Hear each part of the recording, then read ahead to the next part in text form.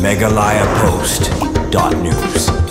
Kasih Autonomous District Council hanya kesengi kalau pensyai bagi don tanglai teligi kerdop jangka council hari muid sing. Kene kejeng pensyai ke KHADC kadihedin bo presiden Megalaya Commercial Truck Owners and Driver Association ubak masklan dar marngar ulah penok bagi don haduk handuk teligi kerdop belum bisa ke District Council hari muid sing. Lak ban kedua badangsian ubak masklan dar marngar ha kejeng hilang hapadeng Deputy Commissioner Kariboy bat association ulah penok bagi don haduk handuk teligi kerdop belum bisa ke council hari muid sing. Bakaran sikilat patai kubor, unung aktin ke eksekutif komiti ke KHADC ubak powel suklen ulai tu balai tili ki kerdop ke District Council Hariboy ikan tup artili hanarbong matkuwe hakiling.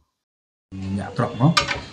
kiba ali kendu yo Deputy Commissioner jangka Hariboy District.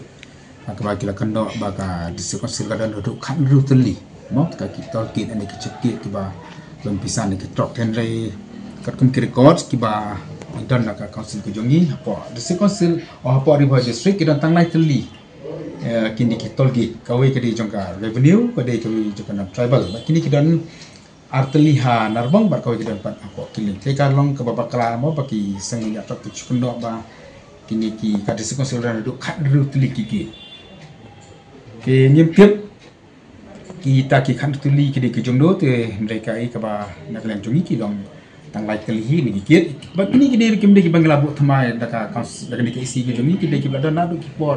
kibada kambo mat lada nadu ki por jo ki isi ke bari ki ba tekam ti por di district megalayapost.news.